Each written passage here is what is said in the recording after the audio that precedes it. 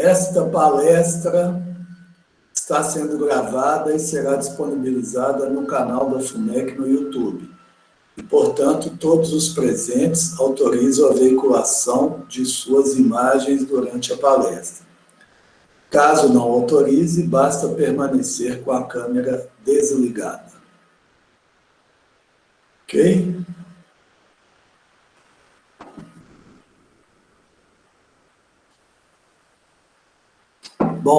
Bom dia a todas e todos que estão aqui nesse momento aqui da semana acadêmica.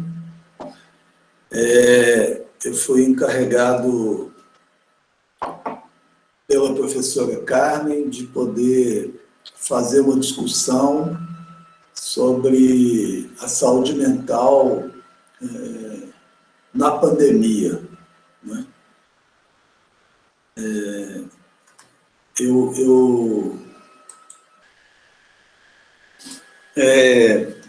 Depois que apareceu essa questão das práticas, né, da saúde mental na pandemia, eu optei, Carmen, e a todos e todas, a não me centralizar sobre essa questão das práticas, né? Uma vez que o termo saúde mental é um termo muito genérico, né? E no Brasil é curioso, mas esse termo geralmente estava conectado à ideia de política de saúde mental, né? Diferente de outros países, por exemplo, Estados Unidos, ou mesmo na OMS, a saúde mental se refere a isso que hoje no Brasil nós estamos, de alguma forma, utilizando, né, esse termo como uma condição subjetiva, né? Uma condição subjetiva individual e mesmo coletiva. E esse termo, mesmo assim, ele permanece genérico, talvez semelhante ao termo terapêutico, né, ou terapia, que é utilizado pelo senso comum como sendo a invenção ou a utilização de diversos dispositivos, né, que podem fazer um efeito de um certo bem-estar nos sujeitos. Então, quando esse termo, né, práticas em saúde mental, não vou ficar aqui listando, né, o que pode fazer bem aos sujeitos, né? Isso, de alguma forma, todo mundo tem contato aí no território do senso comum, também nas mídias, né? Não vamos aqui adotar uma posição assim, de convocação, né, ao otimismo, à esperança, nada disso, né? Na abertura foi muito interessante, né, esse contraponto, né, entre uma posição mais otimista e uma posição mais pessimista. Nós aqui não vamos mesmo que a gente possa ter esperanças, né? A gente sabe também que a esperança às vezes é da ordem da repetição, né? A esperança às vezes maltrata, né? Então, eu vou recortar, né? A minha proposta hoje é que a gente possa recortar essa discussão entre saúde mental e pandemia a partir da psicanálise, no campo da clínica, tá? Nesse sentido que eu optei em convidar estagiárias do estágio específico de psicanálise que estão atendendo pessoas através da clínica escola. Todas, obviamente, atendendo pacientes através do modelo síncrono remoto, né, ou online ou virtual. Tem uma série de nomes já para tentar descrever o que é que se passa. Então, até porque, né, atualmente o estágio em saúde mental, né, que é um estágio muito mais centralizado no campo da política pública de saúde mental, através da entrada dos estagiários no Centro de Referência em Saúde Mental. Ele não está acontecendo, né? Inicialmente a prefeitura tinha suspendido a presença dos estagiários nos seus serviços, e isso fez com que a gente não cuidasse devidamente, talvez, da parceria, né, do estabelecimento do convênio, né, entre a FUMEC e a prefeitura. E Rafael, o novo coordenador de estágio, a professora Carmen também, acredito, estamos todos trabalhando para o retorno desse estágio, né, no Centro de Referência em Saúde Mental da prefeitura, que qualificava mais a saúde mental como uma política pública, né? Então, atualmente, nós estamos com parceria, né, com residência, como a residência terapêutica privada e também com o centro de convivência em saúde mental privados. E conversando com os estagiários, não houve, até disponibilizei para se algum estagiário da saúde mental tivesse interesse, que a gente pudesse também trazer alguma questão, mas identificamos que não havia aí pelo menos a princípio, né, uma questão, né, que pudesse nos orientar para a apresentação. Então,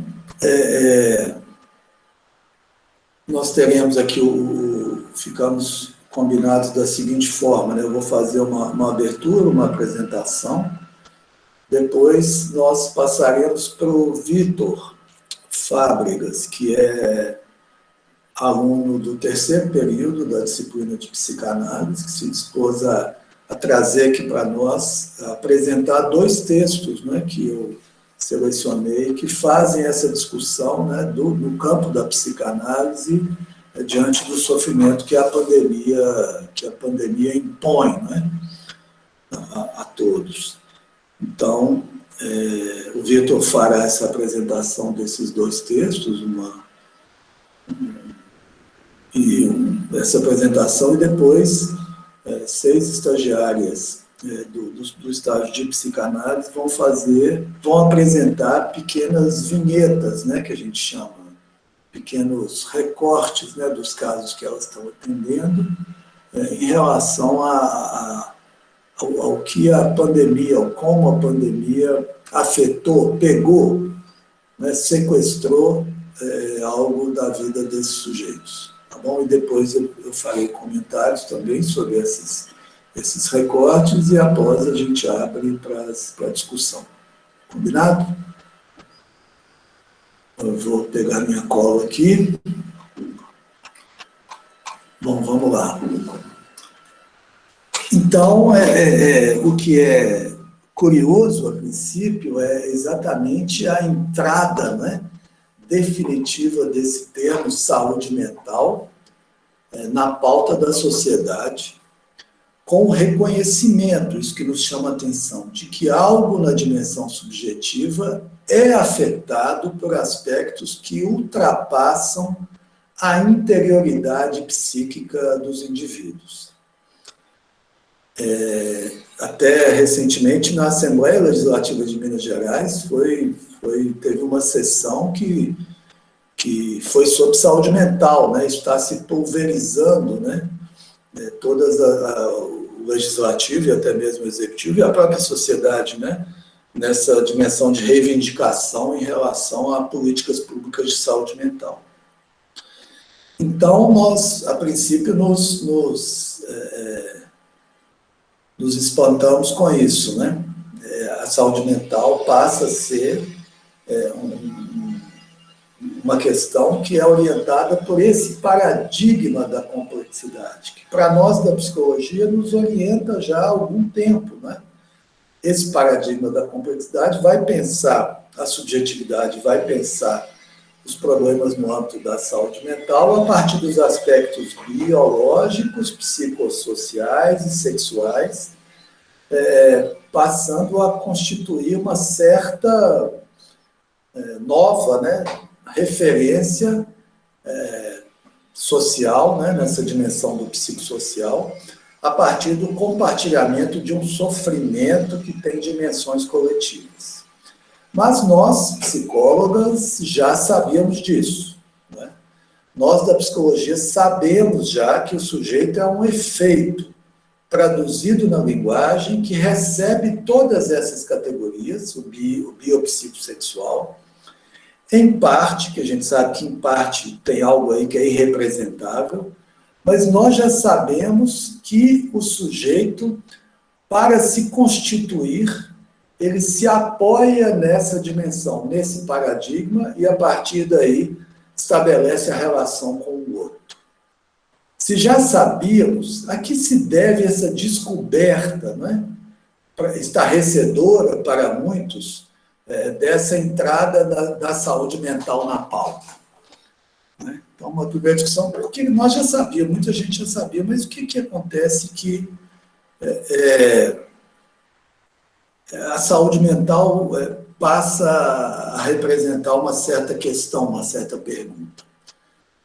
Então, eu vou apresentar uma pequena hipótese, né? Devemos retornar um pouco mais e localizar na questão da verdade uma referência central. Foucault nos ensinou que a verdade é o efeito de um discurso veiculado por um saber que sustenta um poder. O saber, que fique claro, não é o saber absoluto da ciência ou das religiões. Apenas pode ser qualquer saber que, constituindo um discurso, veicule uma verdade. Podemos aplicar essa lógica nos tratamentos que realizamos, na perspectiva de que o sujeito possa construir um saber e enunciar sua verdade. Estruturalmente, não toda dizível, que sustenta uma luta de poder das pulsões com o recalque em direção à sua satisfação. Então, a gente pode pensar que até no atendimento individual, seja lá onde ele se dê, não é? No seu consultório chique na Savassi, no CRAS, no posto de saúde, no salão paroquial, numa garagem, onde for, a gente pode pensar que essa lógica Foucaultiana também está em jogo, né? Ou seja, o sujeito construir um saber e enunciar sua verdade, não toda dizível, que sustenta uma luta de poder das pulsões com o recalque em direção à sua satisfação.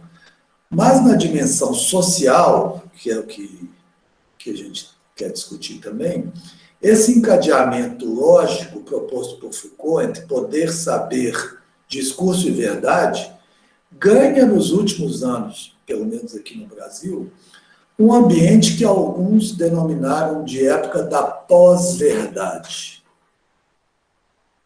Sem entrar nessa discussão, saliento aqui como a opinião se tornou uma certa medida da verdade. Socialmente, né? Cito Boaventura de Souza Santos, num artigo na revista Outras Palavras, dizendo que o erro reiterado e sua repetição não seriam possíveis sem uma mudança tectônica na opinião pública. Os últimos 100 anos foram um século da expansão do direito a ter opinião. O que antes era um privilégio das classes burguesas transformou-se num direito exercido por vastas camadas da população, sobretudo nos países mais desenvolvidos.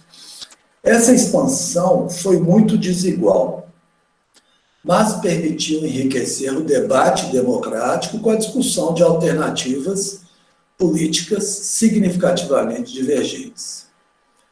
O Boaventura cita o Habermas, né, com o conceito de razão comunicativa, que se assentava na ideia de que a formulação da discussão livre de argumentos, prós e contra, em qualquer área de deliberação política, transformava a democracia no regime político mais legítimo, porque garantia a participação efetiva de todos. Essa é mais ou menos a ideia que a gente sustenta, né, da democracia. Acontece que nos últimos 30 anos, o que o Boaventura chama de sociedade midiática, primeiro, e depois a sociedade internética, produziram uma cisão insidiosa entre ter opinião e ser proprietário da opinião que se tem. Fomos expropriados da propriedade da nossa opinião e passamos a ser arrendatários ou inquilinos dela. Como não nos damos conta dessa transformação, podemos continuar a pensar que tínhamos opinião, imaginar que ela era nossa. Empresários de opinião de todo tipo entraram em cena para, simultaneamente, reduzir o leque de opiniões possíveis e intensificar a divulgação de opiniões promovidas. Os agentes principais dessas transformações foram os partidos políticos, os meios de comunicação oligopólicos e os sistemas de publicidade, que inicialmente eram vocacionados para o consumo de massa de mercadorias, os quais foram sendo direcionados para o consumo de massa do mercado das ideias políticas. Assim surgiu a sociedade midiática e a política espetáculo, onde as diferenças substantivas entre as posições em que se divergem são mínimas, mas apresentando como se fossem máximas. Quer dizer, a lógica do capitalismo, né? Foi o primeiro passo, esse. O passo seguinte ocorreu quando da sociedade midiática passamos à sociedade internética. Nesse passo, o direito a ter opinião expandiu-se sem precedente. E a expropriação da opinião de que somos usuários, mais do que titulares, atingiu novos patamares. Surgiram os empresários, tanto legais quanto ilegais, da manipulação da opinião pública, de que são exemplos paradigmáticos as redes e as páginas do Facebook, do Instagram, do WhatsApp, que produzem táticas de desinformação, particularmente em períodos eleitorais. Então, eu quero me centralizar um pouco sobre essa dimensão da opinião sustentada como verdade. A opinião, fecha aspas, a opinião alçou o lugar de um saber e, de maneira mais ou menos alienada, passou a servir um poder que envolve a disputa ética e política em torno da liberdade. Nesse sentido está a diferença entre os lados dessa disputa. De um extremo a outro, do modelo neoliberal de Estado ao modelo socialista, do direito individual ao direito coletivo, parece que o que está em disputa é a liberdade. Portanto, a opinião não pode ficar alienada, sustentando sem saber como, um modelo de Estado, uma concepção de liberdade, uma posição em relação aos direitos humanos. Aqui é preciso decidir. A ética em jogo vai localizar para o sujeito o seu lugar de fala. A democracia radical só se sustenta quando vai além da opinião. Só se sustenta na explicitação de uma posição ética e política. Este é um desafio, inclusive, no cotidiano da sala de aula, na transmissão da psicologia como um saber que explicitamente tem lado, tem até uma concepção de Estado, tem eticamente uma decisão em relação aos direitos humanos. Obviamente, podemos encontrar diversas posições de poder, mas não nos contentemos como psicólogos que têm opinião.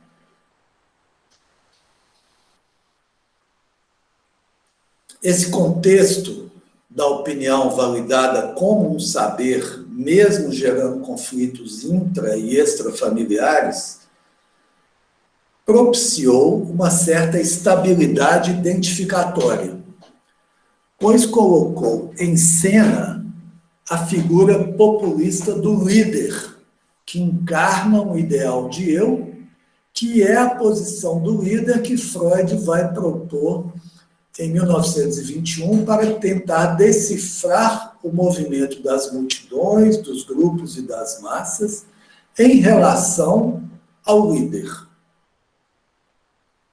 Essa estabilidade, mesmo conflituosa, organizou categorias simbólicas fundamentais para a subjetividade encontrar laços sociais que orientassem os sujeitos.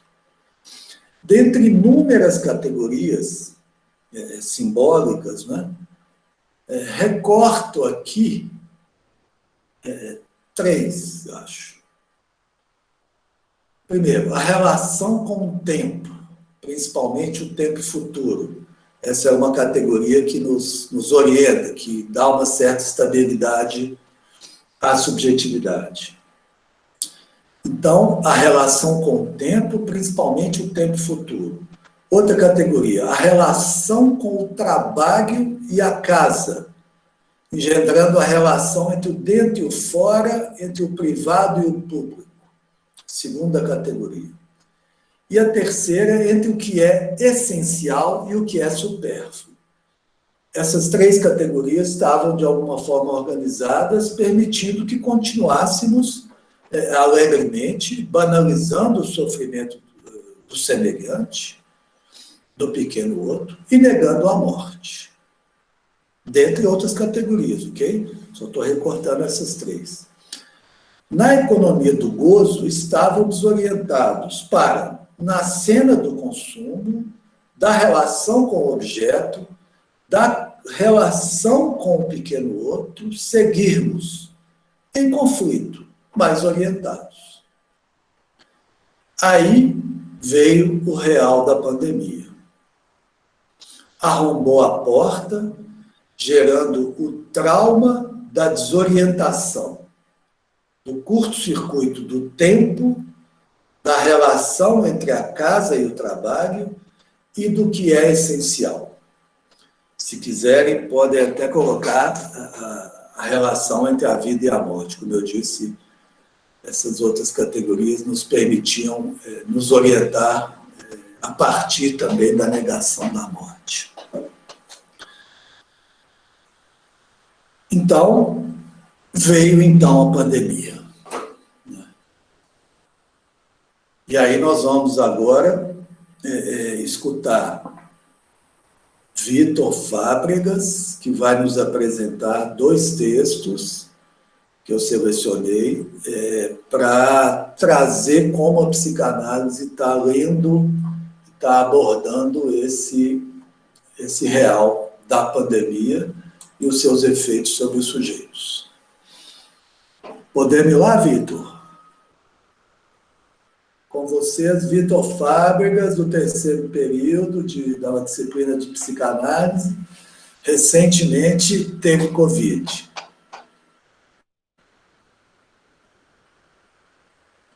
Bom dia, pessoal. Bom dia, presentes. Tudo bem? Eu tive pouco tempo de preparação para a palestra. Eu vou fazer o resumo de dois textos que foi passado já, pertinentes à pandemia. Eu fui afetado pela pandemia, tá ok? Ô, Vitor, só um minutinho. Você está com dois quadradinhos aqui. Um com a mão levantada. Apagou. Ah, ótimo. Beleza. Porque estava, inclusive, dando eco. Mete bronca. Psicanálise. Sonhos e lutos na pandemia. Texto de Marília Brandão Lemos de Moraes Calas. Frente ao imponderável, é necessário tecer uma teia de significantes entre as beiradas para sobreviver psiquicamente e não morrer para a vida em si. Nem o sol nem a morte podem ser encarados frente a frente. O indizível nos rodeia, o medo nos atravessa. O mundo já não é o que é. Vivemos o presente e essa deve ser a melhor forma de viver. Incerteza, desespero, perda de entes queridos, desassossego. Vivemos um pantraumatismo. As preocupações são várias, entre elas as questões econômicas que afligem todos, em especial os mais necessitados. A violência doméstica, o uso de álcool e remédios aumentaram bastante, assim como casamentos foram desfeitos. Crianças vivem o tédio da prisão domiciliar e os idosos sofrem de reminiscências. Se a pandemia é um traumatismo generalizado e mundial, o trauma do sujeito é individual e singular. A descarga do excesso no psiquismo pode provocar depressão.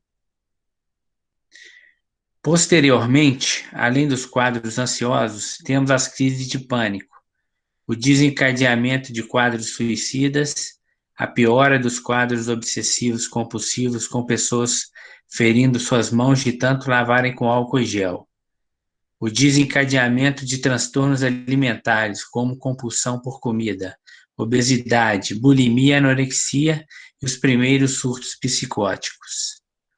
O sujeito é invadido por uma quantidade insuportável de energia que rompe as barreiras de proteção psíquicas. Cabe ao psicanalista proporcionar o espaço para esse escoamento e para a possibilidade de elaboração. Os psicanalistas têm um importante papel a ser desempenhado: acolher e estimular a fala do paciente. Os sonhos na pandemia. É interessante como na pandemia ele sofreu algumas mudanças nas suas características. Os sonhos se decifram na singularidade de cada um. Os sonhos na pandemia estão mais vívidos, mais reais. As pessoas estão se lembrando mais e o roteiro está mais extenso.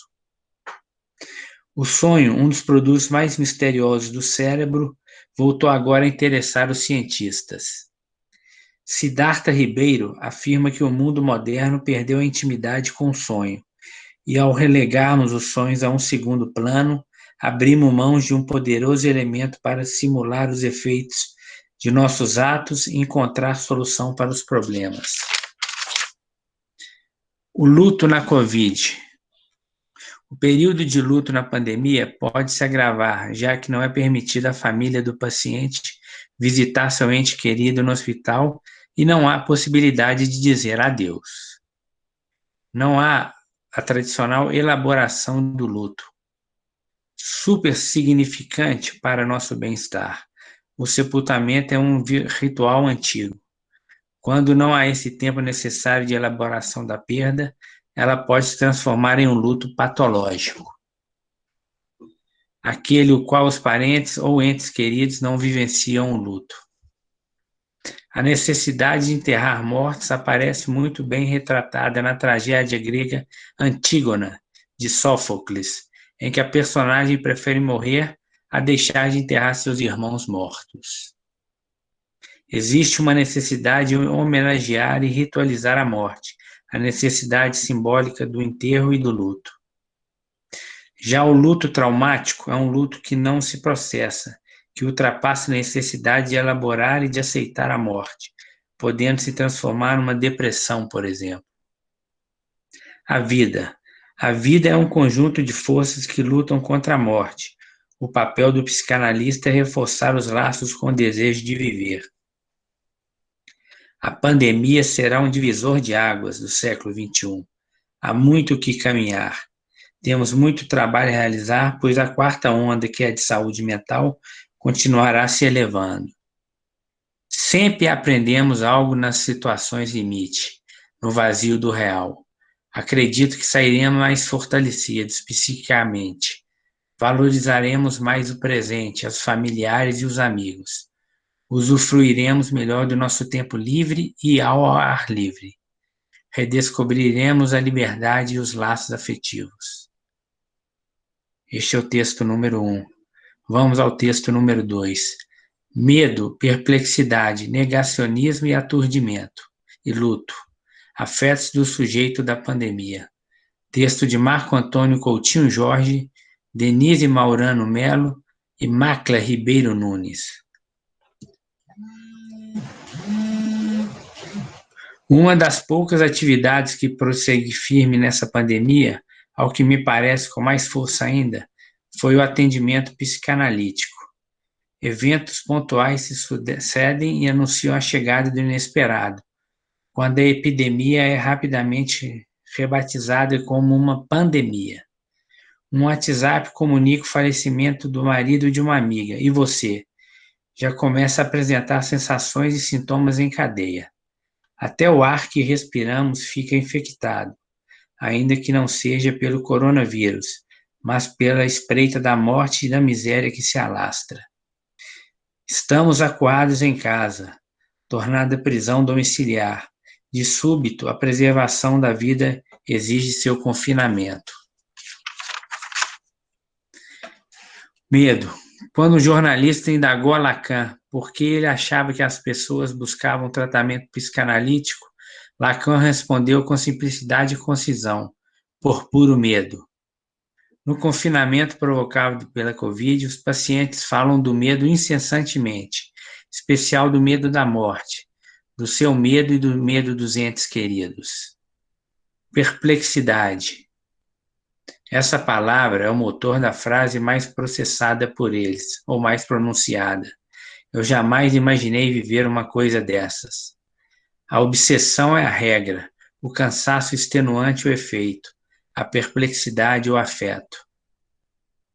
Neste mundo convulsionado pela realidade tornada subitamente real, o sonho passa a ser invocado todas as noites e tudo indica que será nele que um pouco da realidade poderá ser reconstituída. A perplexidade desencadeia, por sua vez, as crenças delirantes que pretendem dar sentido ao real sem sentido. Teorias conspiratórias formigam rapidamente para explicar o que parecia inexplicável e tentar descobrir culpados por essa infestação. Negacionismo. A negação é a máscara retirada do rosto e posta, como um poderoso véu no mundo, uma forma de escapar de uma verdade desconfortável, dolorosa ou mesmo insuportável. Aturdimento. Tudo indica que nossa civilização está recebendo de uma vez só a conta, acumulada em décadas de conjuros, da negação do perigo inerente ao não reconhecimento da nossa vulnerabilidade e nosso pertencimento a um todo orgânico e interdependente. Quisemos crer que fechados em condomínios, carros blindados, ações na bolsa, reservas financeiras, palácios privados, títulos, influências políticas, informações privilegiadas, conhecimentos e aparelhos tecnológicos, tudo o que ajudou a alimentar um selvagem império do valor de capital, em detrimento do valor da vida. Ocorre que a expansão mundial da pandemia da Covid começou pelas idas e vindas dos mais abastados, supostamente os mais protegidos. De acordo com a compreensão psicanalítica, não se tratando de aspirar por sociedades ideais, nas quais ódio e injúria não compareçam. A psicanálise é fruto da dura constatação de que o conflito é inerente ao funcionamento psíquico e à imbricação entre pulsões de vida e de morte, assim como a íntima relação entre o amor e a destruição. Tal constatação é o que justifica Freud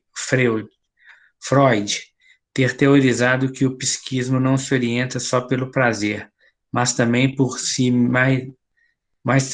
ir mais além dele, sendo regido por forças bem obscuras. É estranho não saber o que está sentindo, quando tanta emoção está presente no mundo. Quais os afetos que mais afetam todos agora? Creio que consegui detectar em mim, após muito refletir, qual o afeto que mais me invade. É a saudade de tudo. E sinto que a morte de Aldir Blanc hoje me ajudou a entender isso. Sinto saudade de tudo. É uma saudade estranha, diferente de quando se sente saudade de alguém ou algo. É saudade de tudo mesmo. Saudade até de que não conheço. Me dou conta ao final de que saudade de tudo significa, no fundo, saudade da vida. Diante disso, a psicanálise sempre trabalha incansavelmente para minar a crença nas verdades totalizantes, nas soluções universais, na disciplina cega, abrindo brechas, mantendo sempre um furo, um vazio vitalizante por onde o ar circule e a respiração se dê. Não à toa ela ganha mais destaque nesse período de confinamento. Isso sem falar na sobrecarga de luto de tantas perdas que está por ser feita.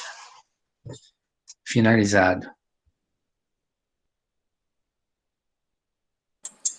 Obrigado, Vitor. Fez uma excelente apresentação desses textos, né? E Sandra pergunta, né? Eu vou tentar até o final aqui da nossa apresentação colocar essas referências disponíveis para quem tiver interesse. Então, esse é vamos dizer, um panorama geral, né, desse trauma da pandemia, a partir dessa leitura psicanalítica, com sintomas, com diversidade de possibilidades sintomáticas, né? E fundamentalmente o desencadeamento, né, de uma série de afetos a partir desse real que rompe sob as defesas psíquicas, como eu disse anteriormente, de alguma forma antes estáveis, antes bem estabelecidas. Então, a pandemia é um efeito social, um efeito mundial, um efeito coletivo, que cada um dos sujeitos vai tentar absorver, né, a partir da sua experiência singular. Então, nesse sentido, eu vou solicitar agora as estagiárias do estágio de psicanálise que possam apresentar esse fragmento, né, de como que a pandemia, como que os sujeitos relatam, como que os sujeitos se apresentam a partir desse real da pandemia, tá bom? Podemos começar? Ana, pode começar? Posso começar. Ana Carolina Naghi. Posso começar. Então, eu vou começar falando, assim, um pouquinho sobre a paciente, assim, lógico que sem expor, mas é uma mulher de 37 anos, ela está cursando pedagogia agora, no momento, ela não tem filhos, está noiva e está desempregada. Com a pandemia, ela morava fora do país e aí ela volta para o Brasil e ela tem uma dificuldade muito grande de permanecer em empregos. Então, ela queixa muito isso de não conseguir se fixar em nenhum lugar, em nenhum emprego. E a pandemia vem para acentuar isso, e ela localiza muito na pandemia os problemas financeiros, os problemas de trabalho, e principalmente os problemas em casa, porque como ela tem as dificuldades financeiras, ela tem que retornar para a casa da mãe, então isso afeta muito ela, e a convivência para ela na pandemia com os pais é muito difícil. Então, a mãe demanda muito dela dentro de casa, a mãe não entende que ela possa trabalhar remotamente, então é uma mãe que ainda não se situou nessas questões online, remotas.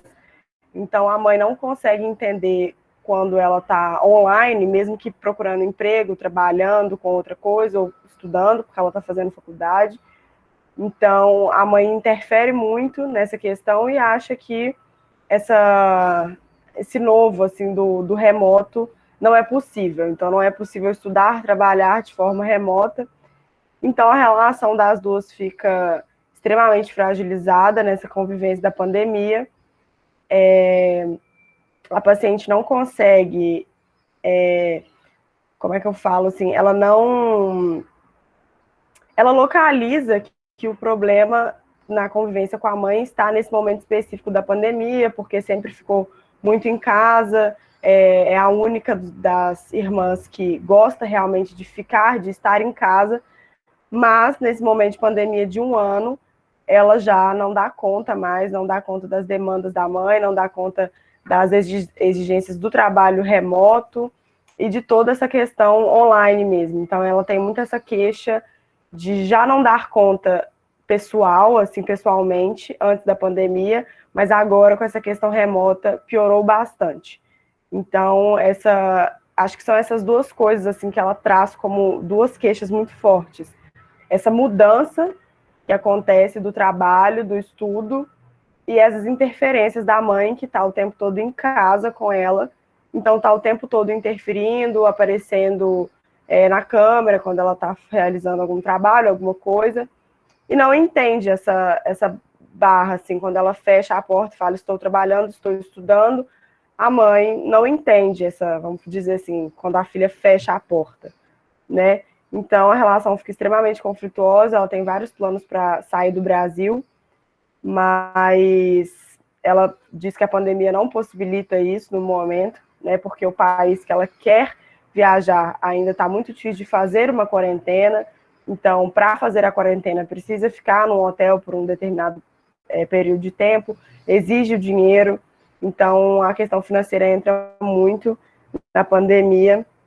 Então, são basicamente essas coisas, assim, o problema financeiro, o trabalho remoto e essas interferências da mãe que ela tem que acaba convivendo mais porque ela não tem esse dinheiro para sair de casa no momento, né? Como ela já fez uma faculdade antes, já morou fora, já trabalhou, esse momento que ela não consegue arrumar um trabalho, não consegue se adaptar a esse modelo remoto, está sendo uma coisa bem angustiante para ela, assim.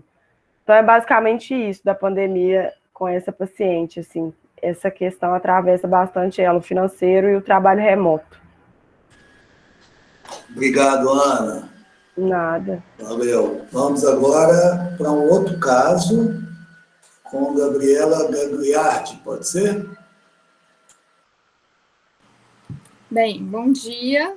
É uma super oportunidade a gente estar apresentando isso.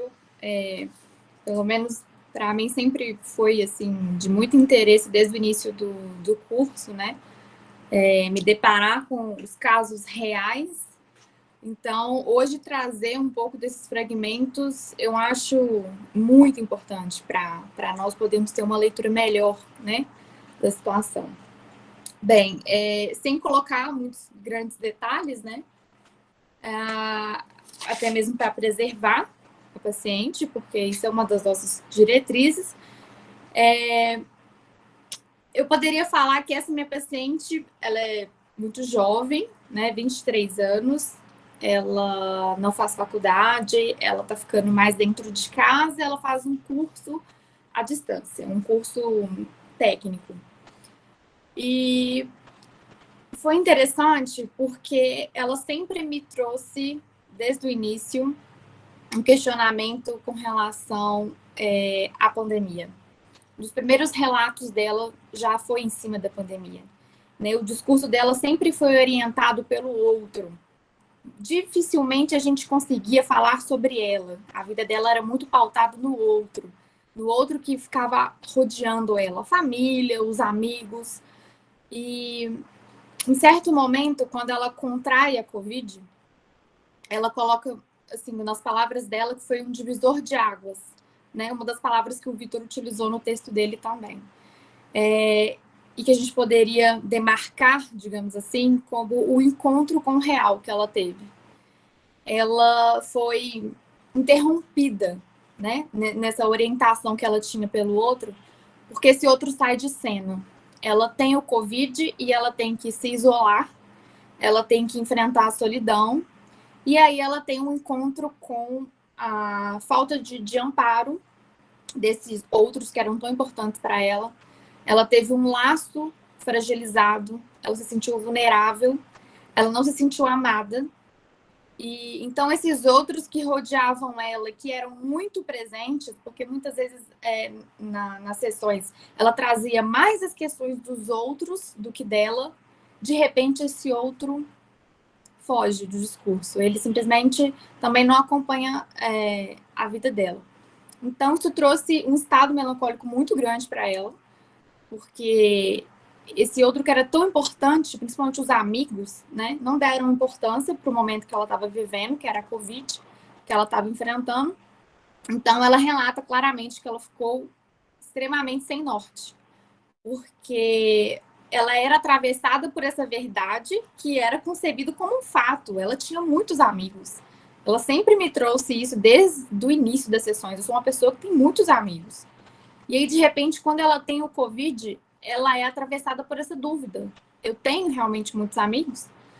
E então, querendo ou não, nesse momento agora, né, da análise que a gente está desenvolvendo, é exatamente a gente trabalhar esse sintoma que apareceu, né, que é tratar essa questão que ela se deparou com esse real, com essa dúvida, que antes era para ela um fato, uma verdade. Será que eu tenho realmente esses amigos? Porque ela se sentiu completamente sozinha. Ela enfrentou tudo sozinha. Ela disse que não teve nenhum amparo. Então, os amigos não perguntavam sobre ela, não queriam saber. Ela se sentiu completamente sozinha. Fora a solidão, né, que ela teve que enfrentar, que, segundo ela, é uma coisa que ela não suporta. Então, essa, querendo ou não, é o fato ainda que estamos trabalhando, né, esse sintoma de uma, digamos assim, uma consequência do Covid para ela, de toda a pandemia, né? E claro que a gente também tem que, acho importante a gente colocar isso, que para nós, né, a nossa visão como estudantes, né, nós estamos sendo treinados, eu no caso, estou no último período da faculdade, estamos sendo treinados ao atendimento online, né, e como é completamente, é um desafio, porque todas as minhas outras experiências foram presenciais, né, eu tive a experiência de estagiar no Sersan também, e aí eu pude ver essa diferença gritante de como é esse atendimento, né, cara a cara, ali junto com o paciente, e como é esse atendimento à distância. Um dos pontos super importantes que assim, nos aparece é a questão da gente conseguir driblar o cotidiano do paciente. Então, ao mesmo tempo que ele está ali na sessão com você, a mãe dele chama ele, a irmã passa atrás, o paciente está penteando o cabelo. Então, assim, você tem que trabalhar com essas questões, mas sem excluir isso. Eu acho também que são pontos importantes que também nos dizem muito sobre aquele momento, sobre aquele paciente. Então, eu acho interessante isso, a gente aprender, pelo menos eu estou colocando aqui uma visão daquilo que eu estou aprendendo, né? Que ao mesmo tempo que nós temos que driblar essas questões que podem, digamos assim, atrapalhar o desenvolvimento da análise, nós também não podemos excluir. Aquilo ali, aquele movimento, aquela atividade, aquela mãe que chama, que interrompe a sessão, pode dizer muito também. Então, acho que é isso, assim. Se tiver mais alguma outra coisa, já que você acha importante a gente colocar, depois no final a gente pode ir acrescentando, né? Combinado. Obrigado, Gabriela. Legal demais. Gabriela Veloso Cariello, pode apresentar o caso? O meu caso a minha paciente é uma mulher de 34 anos e a questão dela nessa pandemia foi bem marcante, assim. Ela tinha uma atividade que ela fazia, que já tinha muitos anos mesmo que ela tentava concluir essa atividade, ela não conseguia terminar, porque envolvia a ida presencial. E eu percebi no atendimento, assim, a gente não tem uma estrutura clínica ainda fechada, né? Mas eu percebo que a questão de ser vista para ela é muito invasiva, assim. Ela relata, né, o convívio, a criação de vínculo, como sendo extremamente desgastante para ela, assim. Mas tem esse algo do ser vista mesmo. E aí, nisso, ela conseguiu terminar essa atividade, mas, por outro lado, ela se isolou mais ainda, assim, esse convívio social já era desgastante e ela abandonou completamente, assim, mesmo convívio com a família dela, com irmãos, com, enfim, círculos sociais que ela dava conta de frequentar, ela abre mão completamente e ela tem remetido muito à pandemia, essas questões que ela não dá conta. Assim, por exemplo, essa atividade, o que ela vai fazer agora, ou mesmo esse convívio com a família, não, tem a pandemia, e aí eu não vou vê-los mais, enfim. E então ela está bem assim, sem laços sociais mesmo agora na pandemia, e convivendo somente com os pais, que para ela também é um convívio muito, muito invasivo também, assim. Então, está sendo uma questão complicada, porque tem esse convívio com a família, que também não entende a questão remota, né, mesmo da própria sessão, ou dessa atividade que ela está concluindo, e das atividades pessoais dela, e tem sido essa a forma como a pandemia tem atravessado ela, assim, principalmente nessa questão dos laços sociais mesmo, que, por um lado, que ela tem remetido à pandemia, né, como sendo tudo isso que ela não dá conta, ela remete para isso, e que, assim, é difícil dizer se bom ou ruim no final das contas, porque isso, de alguma forma, parece que tem segurado as pontas para esse sujeito, assim. Mas, por outro lado, ela está bem isolada. A questão do olhar, que... A questão dela é uma questão muito forte com um olhar concreto mesmo, que invade muito.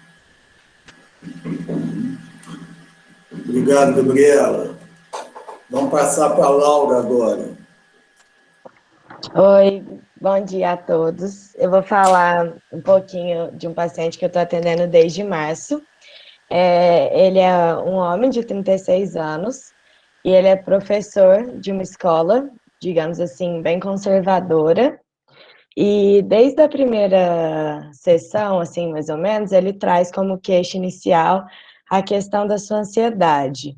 Ele relata algumas crises de pânico, momentos de ansiedade durante o trabalho, durante seus momentos de lazer, e ele traz muito como que a pandemia mudou esse olhar dele para relação com as suas crises ansiosas, que muitas vezes por causa da rotina, por causa de ser, às vezes, uma vida agitada, ele não conseguia olhar direito para essa ansiedade de uma maneira, assim, observar ela e ver o tanto que isso afetava ele, né? E quando tem a pandemia e para tudo, e a gente começa a olhar muito para a gente, assim, a gente começa a reparar coisas que, às vezes, estavam, assim, mais de lado por causa da nossa rotina. E aí é interessante como eu peguei, assim, 3 pontos onde tem esse atravessamento da pandemia que eu pude observar durante as sessões, e é interessante que, primeiro, ele relata muito a questão de como ser um professor, né, na pandemia, que é algo que é muito complicado, porque você está numa postura de saber onde, na verdade, naquele momento ninguém sabe, né?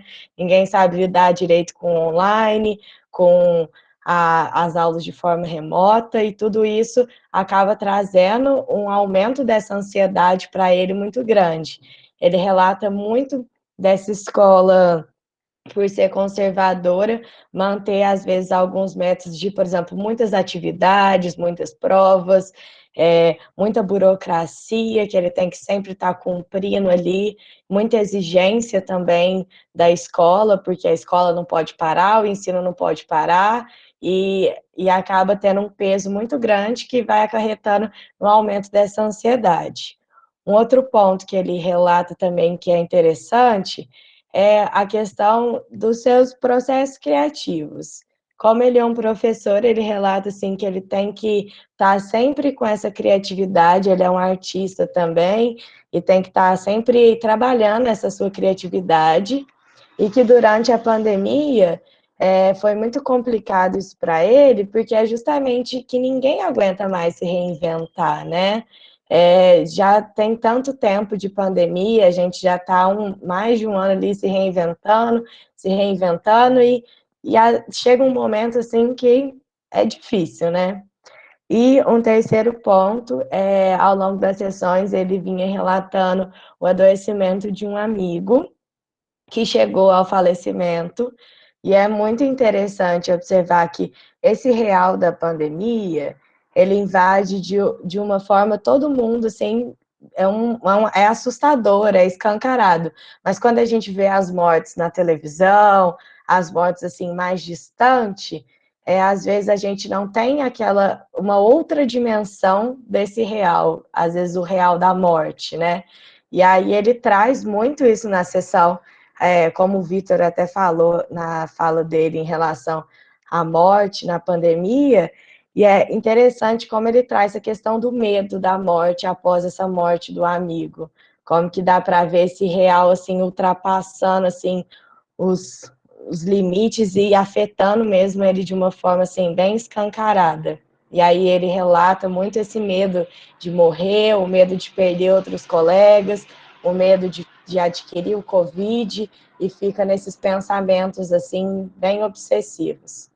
E é interessante que a gente pode observar que a pandemia ela não afeta a gente apenas em um âmbito, né? No âmbito do trabalho, no âmbito da saúde. Ela afeta a gente de uma maneira geral, como nesse paciente. Afeta na questão do trabalho, afeta na questão da saúde, afeta nas questões das particularidades também, da subjetividade ali, da criatividade.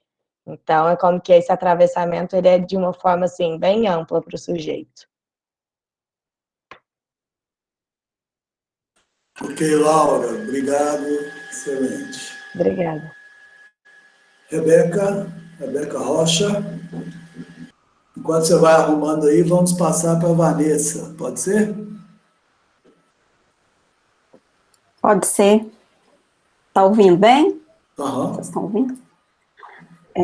Bom dia, quero agradecer ao Jacques por dar essa oportunidade de a gente participar, que eu estou achando muito bacana. Bom, eu vou falar um pouco sobre um caso que eu estou atendendo na clínica escola. É uma mulher de 45 anos, ela é divorciada, tem 3 filhas, e ela é uma profissional autônoma, ela presta serviços de forma autônoma. Ela se mudou para Belo Horizonte em janeiro de 2020 para morar com as filhas. Ela morava em outro estado. E conseguiu começar a trabalhar na área dela, vinculada a um estabelecimento, mas teve que parar esse trabalho em função da pandemia em março de 2020. Então, quer dizer, ela trabalhou de janeiro a março, né? Eu comecei a fazer atendimento dela em abril, foram poucas sessões ainda, e ela procurou a clínica escola por indicação de uma cliente dela. E ela chega queixando de estar se sentindo muito deprimida, muito irritada, passar muito tempo deitada, né, isolada no quarto, chorar muito, comer muito, ela até relata de comer até passar mal. E ela atribui esses sentimentos, esses humores à pandemia.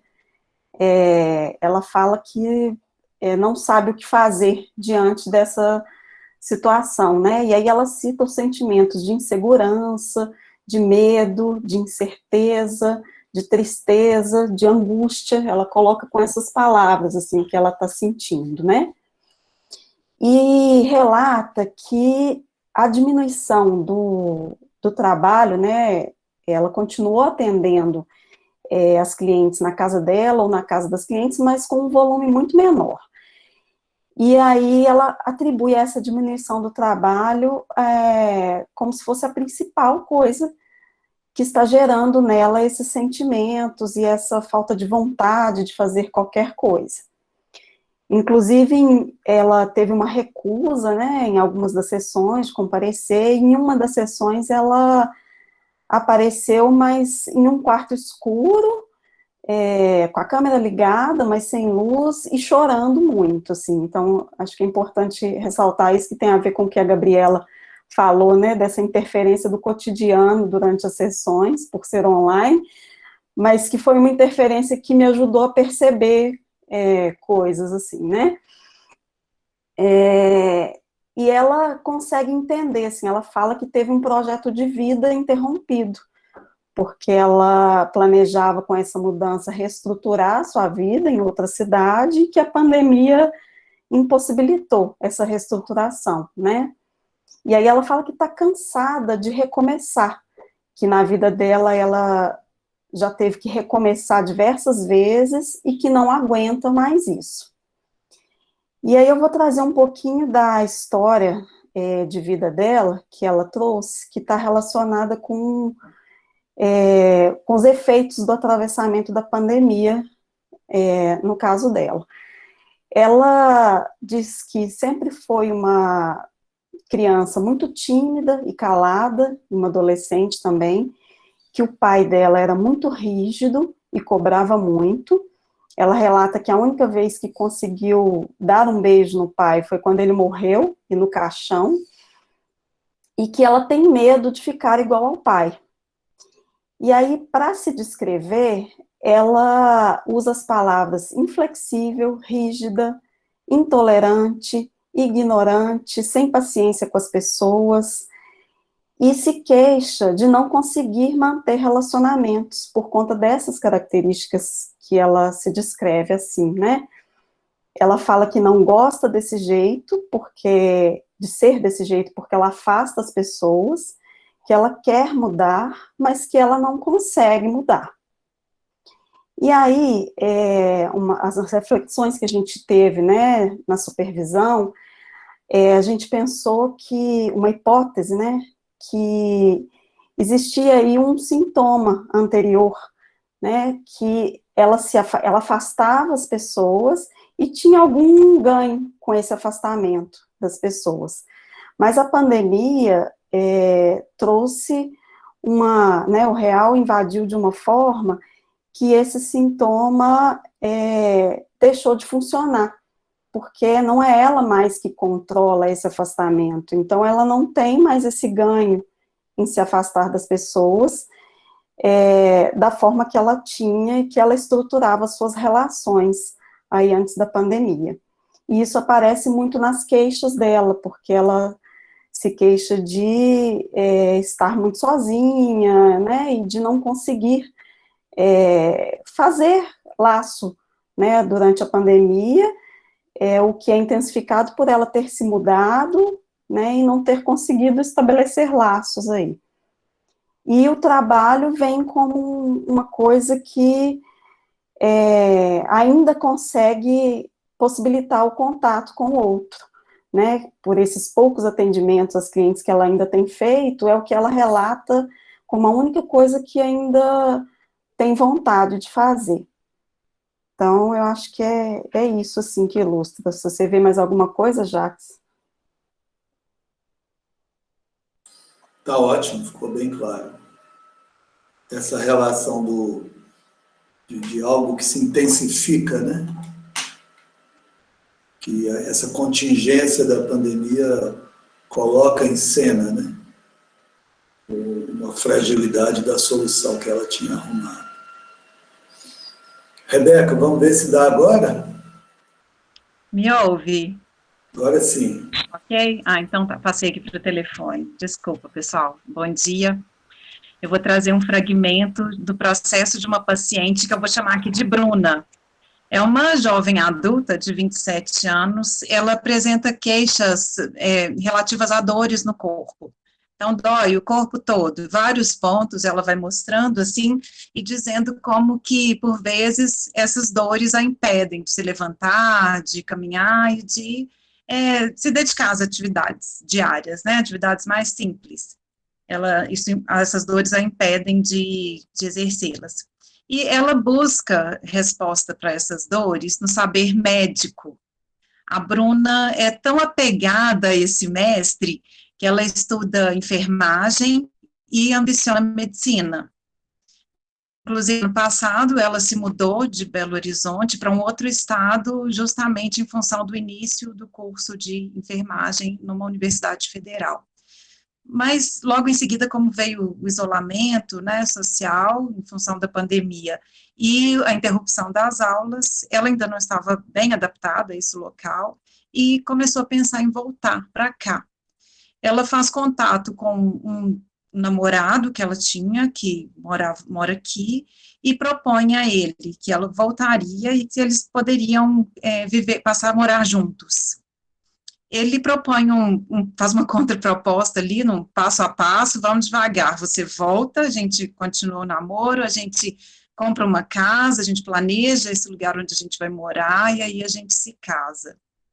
Bom, ela fica muito frustrada, e nesse meio desse íntere, aí, nesse momento, ela conhece outra pessoa, através de um curso, numa dessas salas, como a gente está aqui agora, e ela passa a conversar com bastante frequência com essa outra pessoa durante algumas semanas, e esse rapaz propõe uma visita a ela.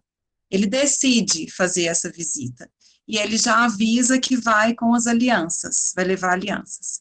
Ele vai até lá, depois de umas 3 ou 4 semanas, os dois retornam para Belo Horizonte já para viverem juntos, né? Então, enfim, esse não recusou o que ela pediu, né? Ela pediu, mas não foi recusado. Agora a gente está aí nesse processo de ver como é que vai se dar esse encontro. Eu quero só fazer um parênteses para trazer para cá, isso foi no ano passado, eu atendo a Bruna desde agosto do ano passado.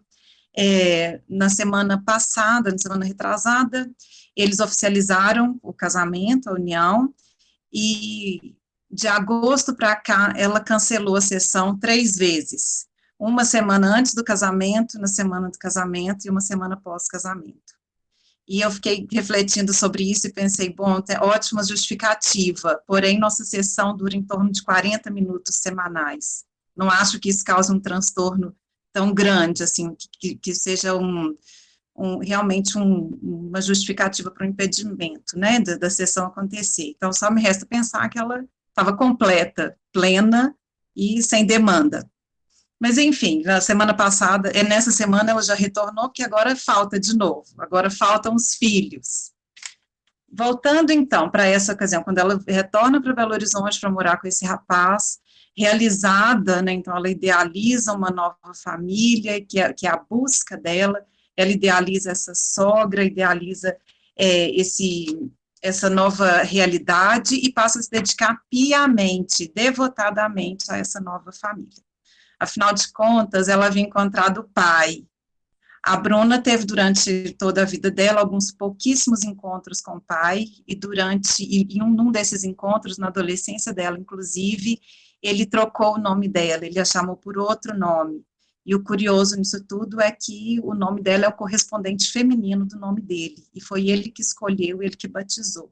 Então, o pai se chamaria Bruno, ela chama Bruna, mesmo assim ele trocou o nome. Apesar desses poucos encontros com o pai, ele é muito presente, obviamente, durante as sessões. Por muitas vezes, eu estive em busca de um pai para os meus filhos, em determinado momento, eu achei que eu havia encontrado o pai para os meus filhos, e agora, nesse momento, então, ela diz ter, de fato, encontrado, enfim, ela encontrou esse pai para os filhos dela. Então, ela está de novo nesse momento, assim, de plena realização e completude, plenitude, e ela se fechou nesse mundo ideal, que ela idealizou. Ali ela ainda está começando, algumas peças estão começando a se cair, né, como uma boa histérica, que é o que esse caso, pelo menos, demonstra aparentemente. Enfim, num dia, uma prima a questiona: agora tudo é em função dessa nova família, agora você só vive a sua casa, você só se dedica a essa família, você não se encontra mais ninguém, você não fala com mais ninguém. E ela me fala isso e diz assim: eu dei a desculpa da pandemia. Então, o que a gente concluiu na supervisão é que, por mais que esse caos que a gente está vivendo, né, para um sujeito possa representar esse insuportável, né, esse cara a cara com o real, com isso que não tem nome, para um outro sujeito, ele pode se apresentar como uma espécie de parceiro de sintoma, né, que é o que parece que foi aqui no caso. Essa pandemia vem bastante a calhar com esse momento, com esses sintomas que essa paciente vem apresentando. Então, acho que é isso, acho que demonstra que a singularidade, né, que é caso a caso, a gente não tem como fazer uma receita, né, de como a pandemia é para o sujeito, é para aquele sujeito. No caso, para esse sujeito aqui, parece que é mais um parceiro de sintoma do que algo que represente um caos insuportável. E é isso, essa é a contribuição, e obrigada. Obrigado, Rebeca. Legal. Quer dizer, a ideia é essa, né, de como que é significante, né, pandemia passa a ser, de alguma forma, um significante condensado para esse real, né?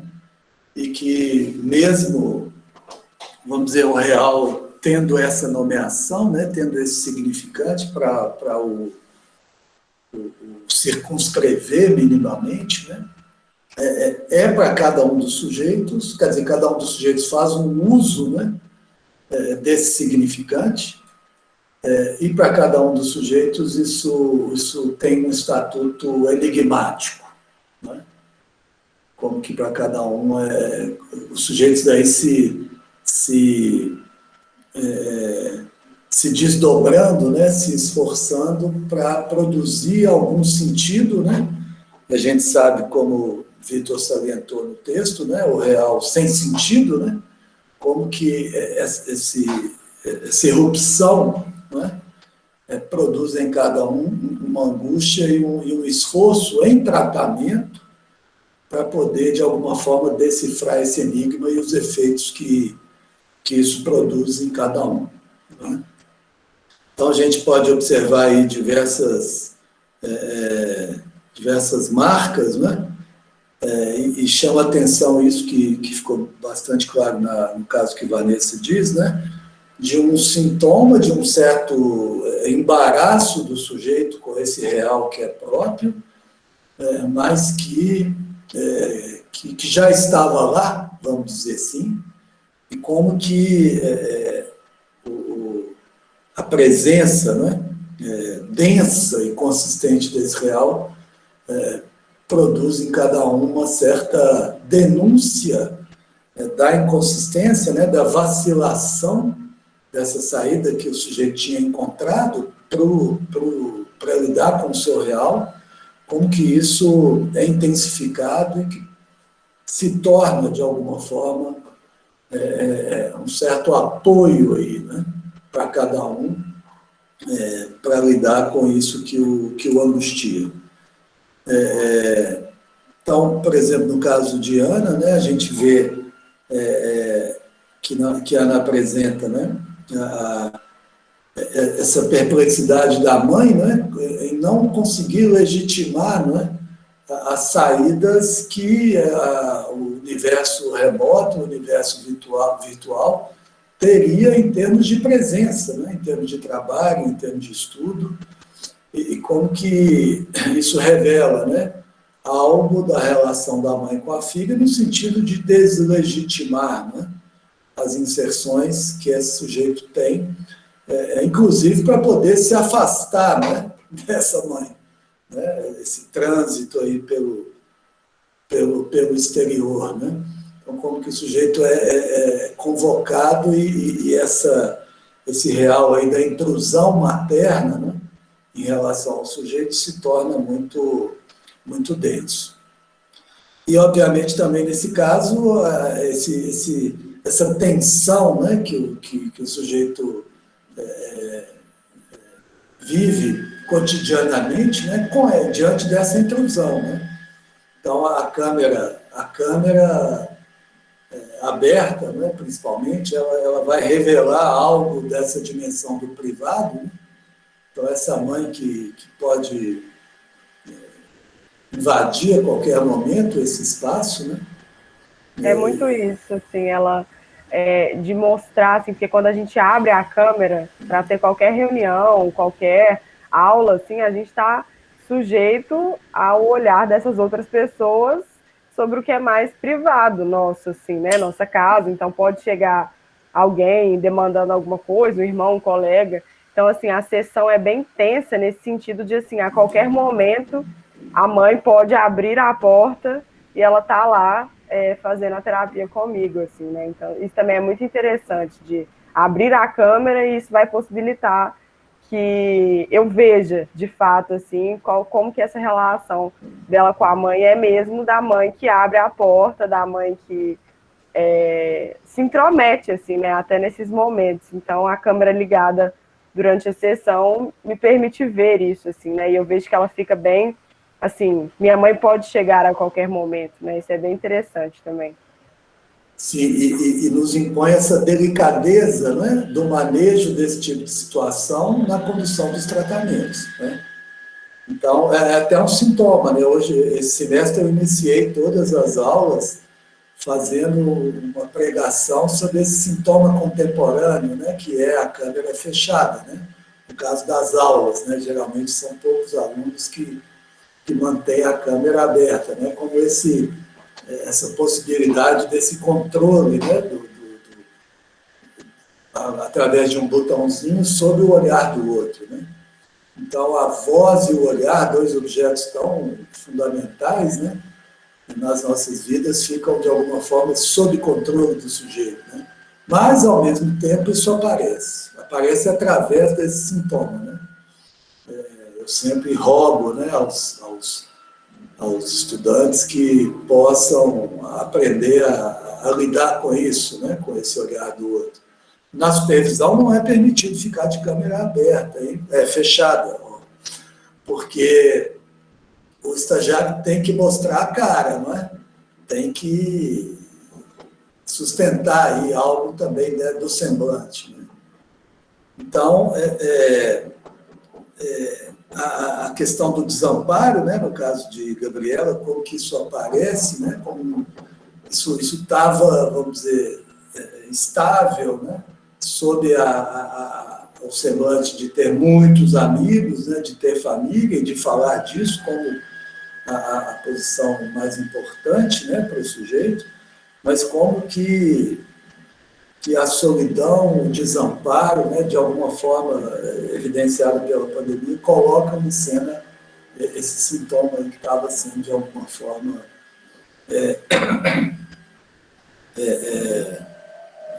eficiente, funcionando de maneira eficiente. Evidentemente, também no caso de Gabriela Cariello, né, como que evidencia esse insuportável da convivência com a família e essa dimensão do olhar do outro. A pandemia, de alguma forma, organizando, né, essa angústia diante do olhar do outro. No caso de Laura, é muito interessante essa questão do professor, né, e essa frase, né, de que ninguém aguenta mais se reinventar, né? Então, é preciso que a gente se maneje isso com muita delicadeza, não somos nós, né, os psicólogos, os analistas, que vão ficar reproduzindo esse discurso, né, de que é preciso se reinventar, até porque na psicanálise isso, de alguma forma, sempre foi uma certa direção, né, da ressignificação, o sujeito constituir uma outra ficção, né?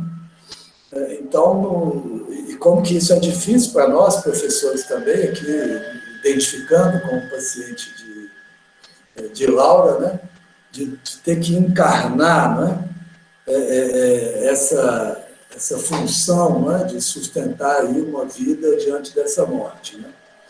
Mas como que, para nós não temos que necessariamente reproduzir isso, né, de ficar nesse lugar, né, nós psicólogos, psicanalistas, de ocupar esse lugar do alegre, dizendo, vamos lá que vai dar tudo certo. Não se trata disso, né? Nós vamos trabalhar, como sempre, né, num certo sentido, com essa radicalidade da singularidade, né? Como que cada um dos sujeitos vai se virar para lidar com isso, que é da ordem do seu fantasma, da sua fantasia, da sua relação com o outro, podendo encontrar, constituir saídas que lhe permitam estar com os outros, né? Então, de alguma forma, a desconstrução desse grande outro, a desidentificação produzida pela pandemia das saídas que permitiam ao semblante se sustentar e acolher, né? Acolher toda essa essa angústia que aparece. No caso que Vanessa apresenta, eu já coloco de novo, né, essa questão do cuidado, né? Voltando ao caso que Laura apresenta, né, essa questão da morte, né? De estar longe, de estar perto, né? De ser algo da ordem da morte do outro e algo da nossa própria morte. Quando morre alguém perto, alguns amigos sempre ficavam dando notícia nesse sentido. Não morreu ninguém ainda muito perto. Não morreu ninguém ainda muito perto. Está longe, são 450 mil, mas aqui em casa, aqui na família, está longe ainda. Então, como que esse caso traz também essa questão da morte de si mesmo, né? Da própria morte. Quando um de nós morre, né? Quando um de nós morre, como que isso também produz essa angústia, presentifica essa angústia. Então, no caso de Vanessa, fica bem claro isso, né? De que essa ideia de cansada de recomeçar, né? Que era algo que estava presentificado nesse sujeito, como um certo afeto depressivo diante desse real, como que a pandemia também denuncia, não é? Essa defesa, né, através desse sintoma, de abandonar, né, do afastamento do outro estar no campo sintomático do sujeito, como que a pandemia tira esse alicerce aí do sintoma, convocando o sujeito para encontrar outra alternativa. E no caso da Rebeca, é muito interessante essa perspectiva dessa paciente, né, que faz esse uso, né, da pandemia e está atuando nesse sentido como uma licença, né, do tratamento para ela poder gozar da fantasia, né? Então, ela obtém aí nesse encontro, que é curioso também, como que o amor, né, como que ela encontra o outro nesse mundo aqui, né? E como que as possibilidades, né, do amor e do encontro se reinventaram, né, nesse universo virtual. Então, só para fazer um comentário breve e abrir também para quem tiver algum comentário ou alguma pergunta, fiquem à vontade. Tem Jucimar aqui com a mãozinha levantada, que eu estou vendo. Bom dia, gente. Muito bom ouvir, muito bom perceber as colegas atuando, que a gente tem alguns percursos. Parabéns para todas. Parabéns, Jacques. Amei sua fala também. E eu até tinha escrito no chat a minha vontade de saber um pouco de vocês, a partir do ponto de vista de vocês, estagiárias, esse atravessamento da pandemia. Ele favoreceu em alguma coisa, alguma insegurança que porventura vocês tivessem nesse atendimento, ou ele atrapalhou?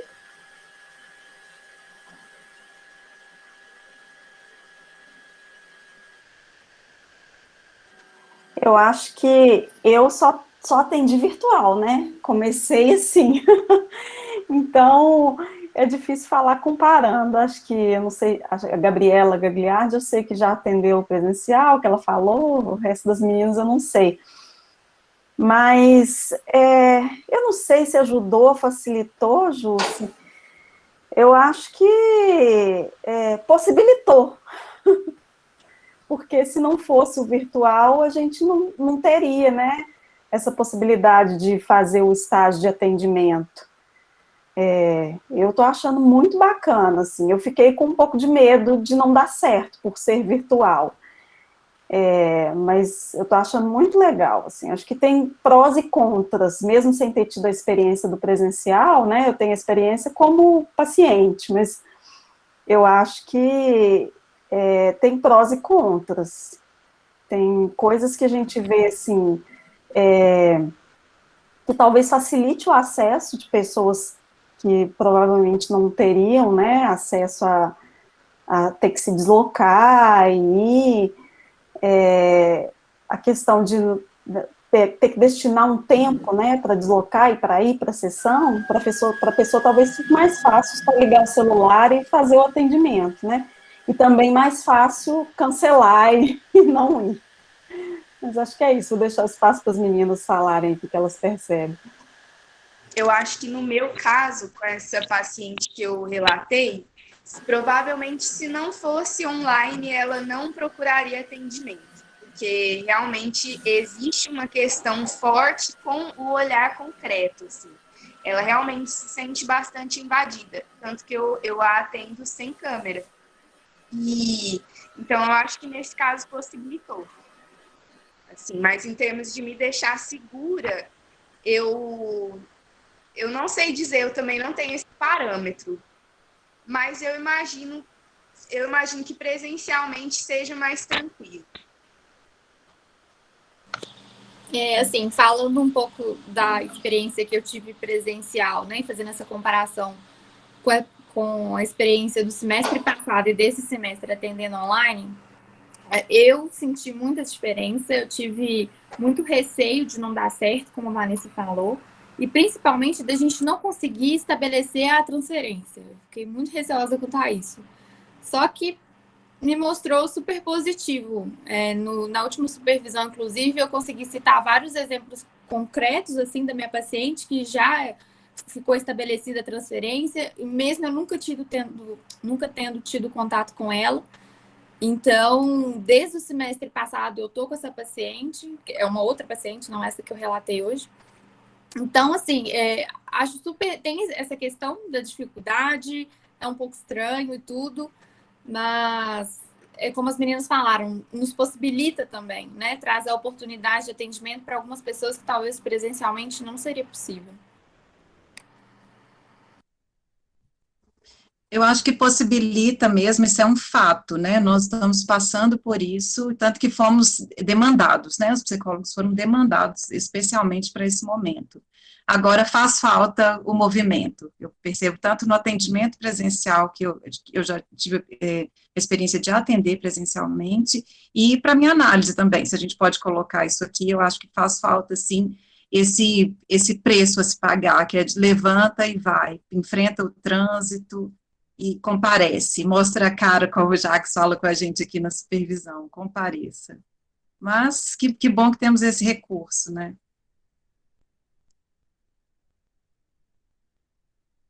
Na minha opinião, que já atendi presencial e agora online, eu acho que isso que você perguntou, assim, se protegeu das nossas inseguranças, eu acho que, inicialmente, eu acredito que a gente fica insegura no presencial e no online, assim, quando a gente começa a atender.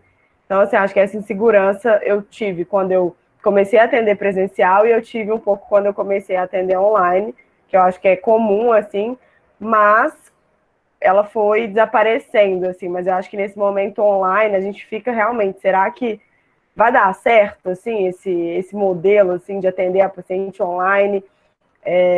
Mas acaba que eu acho que, igual as meninas estavam falando, possibilita muita coisa que talvez no presencial não seria possível, assim. Então, acho que tem os prós e os contras. Eu, sendo muito sincera, eu prefiro atender presencial, mas prefiro fazer minha análise online. Então, assim, é complicado.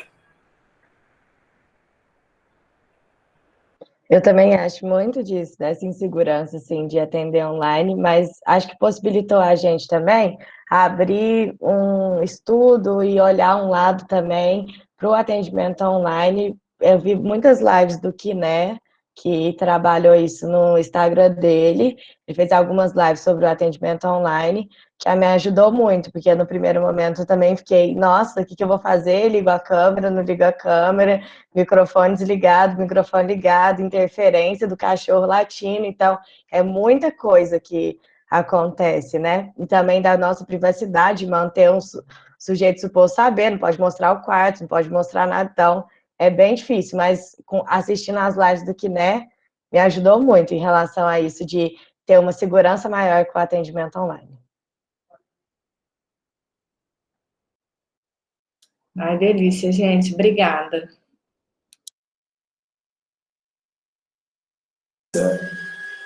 Isabela? Não? Essa... Ô, Jacques, Pode não, falar. meninos. Eu queria perguntar uma coisa que talvez saia um pouco, mas é porque deu tanta curiosidade com vocês falando sobre atendimento. Quantos pacientes que cada uma atende, mais ou menos? Agora, acho que cada uma está atendendo 2 pacientes com a clínica escola. A gente começou com 1 e agora a gente já está no segundo.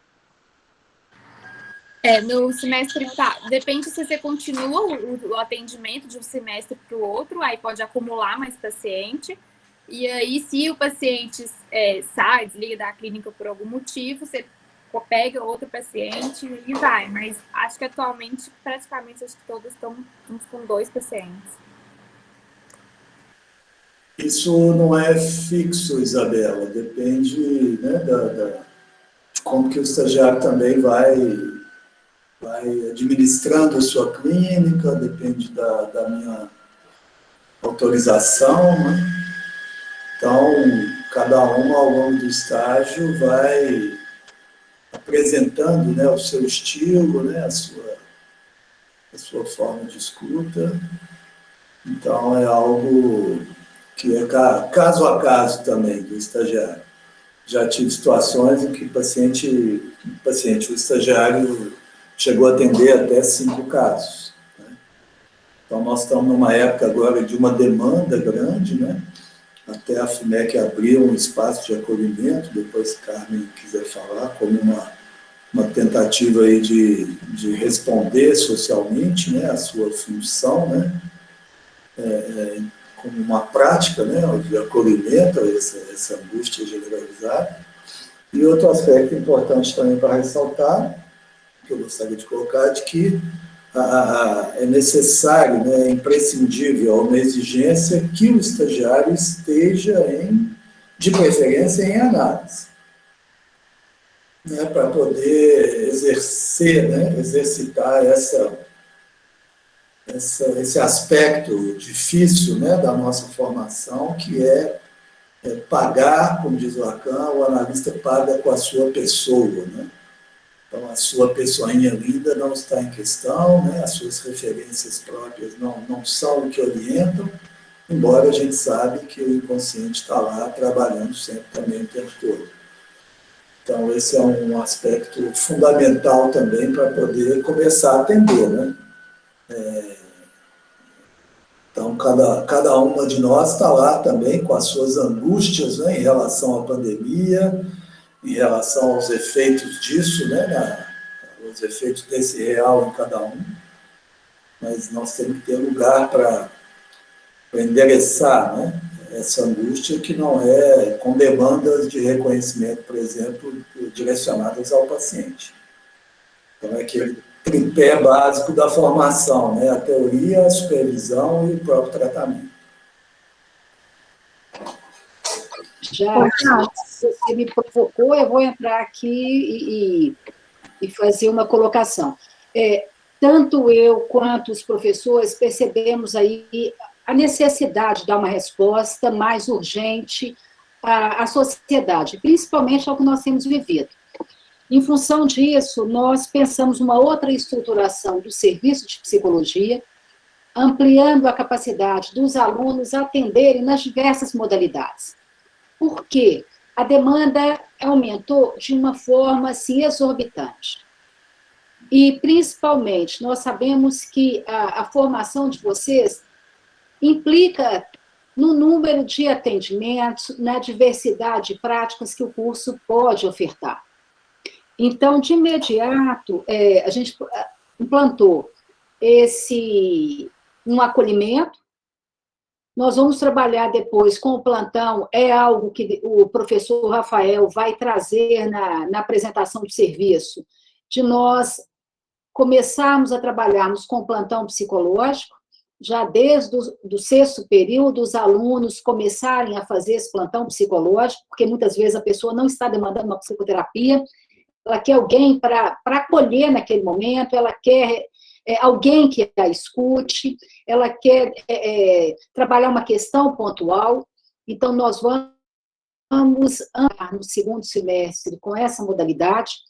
Nós temos também, nesse processo já de acolhimento, é algo que eu tenho discutido muito com o Rafael, nós chegamos no 19º período, muitas vezes, para abrir a possibilidade do aluno atuar com prática, então nós temos que dar uma resposta com os grupos operativos, com os grupos de tarefa, grupos terapêuticos, e também a modalidade remota nos limita em algumas questões referentes a grupo, mas ela é possível, como nós temos visto aí com os atendimentos psicoterápicos, que vocês ficaram até receosos, o receio não foi só de vocês, foi nosso, também como professores, foi da ABEP, que é a Associação Brasileira de Ensino de Psicologia, tinha uma resistência do Conselho Federal de Psicologia também em relação a essa modalidade, então foram vários desafios que nós tivemos que superar nesse momento, até termos essa possibilidade de vocês irem para o remoto. E, como a gente discutiu desde o primeiro dia, essas mudanças não vão retroceder. Então, nós temos que, enquanto instituição, enquanto profissionais, dar esse salto. Então, nós já começamos com a plataforma dos atendimentos psicológicos, com o acolhimento, com as orientações, mas nós temos que expandir nas diversas modalidades. Vocês vão poder ver também o laboratório com a professora Rosa, o laboratório de psicologia das organizações do trabalho, se inovou, renovou, criou alternativas. A perspectiva da psicologia no campo da educação também está criando modalidades. A professora Camila já começou e trabalhou com vocês esse semestre alguns instrumentos de avaliação psicológica que foram liberados para avaliação remota. Então, ou seja, são diversas atuações que nós estamos aí implementando, é lógico que implementando com certo cuidado, para avaliar e ver a eficácia, para também tentar superar as dificuldades que a gente tem detectado, mas é um momento que, ao mesmo tempo que nos desafia, nos motiva. Nos motiva porque nós temos que dar resposta. E algo que a gente também, vocês chegaram a ver, com uma divulgação maior do serviço ofertado, os professores ampliando o número de estagiários, ampliando também a possibilidade de vocês desenvolverem mais práticas. Então, não tenho certeza. Esse é o desafio que nós estamos aí como instituição formadora, que tem sido abraçado enquanto um desafio de uma forma muito motivadora pelos professores e também por vocês, alunos, que estão aí mostrando o tanto que tem dado conta, o tanto que tem se empenhado. E aí eu ouvi a fala, agora eu não vou falar de qual das meninas, relatando que até buscar fala de outras pessoas, de outros profissionais renomados, para poder ver como é que eles têm lidado com esse remoto. Então, é algo que, assim, tem ampliado a formação de vocês, tem ampliado essas buscas. Então, são os desafios. E a gente costuma dizer muito que, assim, diante desses desafios, ele tem que servir como um fator gerador do novo e motivador. É muito bom ouvir, na fala de vocês, o tanto que tem criado e o tanto que tem também se dispostos se tornado, portanto, aí, profissionais mais competentes, ampliado o leque da formação. E dado conta aí dos desafios que os professores têm repassado a vocês. Parabéns, Jacques, parabéns à sua equipe. E acho que é isso, gente. Criar. Oi. Eu tenho uma pergunta para você e depois outra para o Jacques. Para você é o seguinte... Eu vou entrar em aula agora, sabe, Andréia? Porque eu vou faltar segunda-feira, mas professor... tem que repor a aula, então eu vou gravar minha aula na minha turma. Então, não, peraí, mas é um segundo, olha só. E depois eu vou pedir licença, tá? Para sair, gente. Oi, André. Como aluna, né, e só como aluna, mas já tendo sido professora também por muito tempo, eu gostaria de saber se a FUMEC está pensando na questão do tempo no remoto, porque qual é a minha experiência? A experiência do lado de lá é a mesma, é exaustivo e todos que estão aqui sabem disso. Então, eu tenho pensado muito nisso, acho que até na aula da DOCA eu comentei sobre isso, ou Érica, perguntei se tem sido repensado porque antes 50 minutos cada aula, 50 minutos como aluna, porque eu vou falar só como aluna, para minha coordenadora, escutando 50, mais 50, é algo muito denso e que eu penso sinceramente que isso tem que ser repensado, porque uma coisa são 50 minutos que você tem discussão, às vezes, nós temos que lembrar que dentro do espaço físico, presencial, nós podíamos olhar para o colega e dar aquele respiro, que é o que vai bater nessa questão que nós estamos falando de saúde mental. Hoje a gente não tem mais. Então, indo na questão agora do Jacques, que eu acho que isso tem a ver, então essa pergunta é para você. Para o Jacques é assim, eu acho que eu vejo muitas pessoas falando em medo da morte e penso que essa questão foi lá no início, quando não tinha vacina e era um pânico danado de parar no hospital. Esse tipo de morte, né? A partir do momento que passa a se pensar na vacina e que ela chega, as pessoas já estão, eu vejo no meu entorno, muitos só falando isso. Hoje eu não tenho tanto medo de morrer. E eu acho que aí a gente entra no o que estão chamando de quarta onda, que é essa do psíquico, que eu acho que ela vem desde o início, que o ponto é, tudo isso passa e uma coisa continua, a limitação de estar, o confinamento. E não há uma previsão assim, vai acabar e todo mundo está livre, não importa para que jeito, esse novo jeito.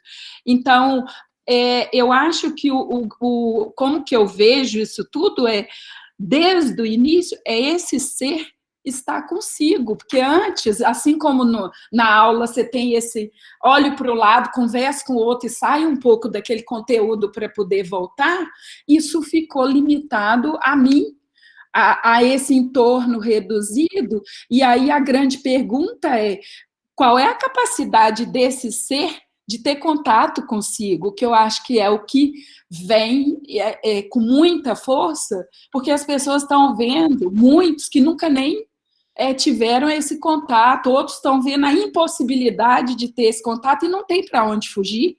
O outro não é mais meu espelho, o outro não é mais o meu contato sou eu. Então, os nossos pensamentos pequenos começam a ser recorrentes, começam a tangir a loucura. Então, eu penso que esse é um ponto, né? Você ri, né, Carmen? Carmen, voltando, então, era isso, já que eu gostaria que você comentasse, mas a Carmen queria saber de forma prática se isso tem sido pensado, sabe? Se esse tempo, porque o tempo no virtual, cadê meu colega Romário para ajudar aqui? Isso, é um tempo que é muito maior. Então, eu não sei se a universidade Concordo, André. Está pensando. Olha, nós não temos, tá? Eu vou concordar, assim, um tempo do remoto, você prepara uma aula aí falando como professora por remoto, equivale a 2 do presencial. Porque no remoto, muitas vezes você fala e fala. No presencial, não. Tem as interrupções, tem as intercorrências, e dependendo, o professor sai de uma aula extremamente sugado, morto. E, assim, a gente vê também na aparência dos alunos que eles estão cansados. Agora, nós não temos como autonomia enquanto instituição, e aí eu falo enquanto está na gestão do curso, que o MEC nos repassou que o remoto é o mesmo tempo de aula. Então, enquanto coordenadora, enquanto aí professora, nós não temos autonomia, nem a instituição tem, de reduzir o tempo dessa aula, ou mesmo de abrir uma outra forma, que seja mais leve, vou dizer assim. Então, nós temos que cumprir também determinação legal, e nós estamos cumprindo essas determinações legais. Agora, há situações que nós vamos gerenciando a partir do que as turmas têm nos colocado. Há situações que eles param e falam assim, Carmen, a gente quer conversar hoje sobre alguma coisa, porque não entra mais nada. Há outras situações que nós também temos que nos ver, enquanto professores, e lidar com a preocupação com a formação, que nós não estamos nesse presencial, mas nós também não podemos deixar perder a qualidade, que nós temos um compromisso, uma responsabilidade com a sociedade. Então, até que ponto que nós flexibilizamos, até que ponto que nós deixamos um conteúdo ser dado mais leve, entendeu? Então, assim, é algo que nós estamos construindo, Andréia, e algo que nós temos construído, e muitas vezes é a partir de quê? Da interação que nós temos. Então, não temos resposta. Em termos legais, nós temos esses parâmetros que têm que ser cumpridos.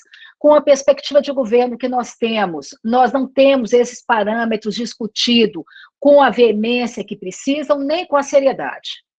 Porque cada hora é uma determinação. Eu tinha dito para as minhas turmas de 9º período que eles iriam fazer ENAD, e comentado com o meu NDE, sai depois do que você comunica uma notícia que não, que vai privilegiar a área do ano passado, que não foi ainda feito o ENAD, então nós ficamos num vácuo sem saber uma definição precisa se temos ou não temos, mas é mais provável que não tenhamos.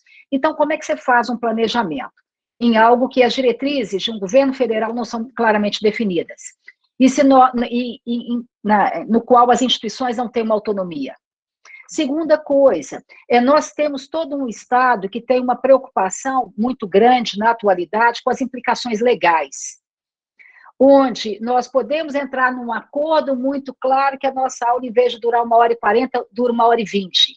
Eu vou ter aquele aluno que vai chegar depois, fazendo reclamação do professor, porque ele terminou a aula mais cedo e ele quer os 20 minutos dele de aula que não foram pagos, e que ele pagou por ele. Não foi dado, mas foi pago.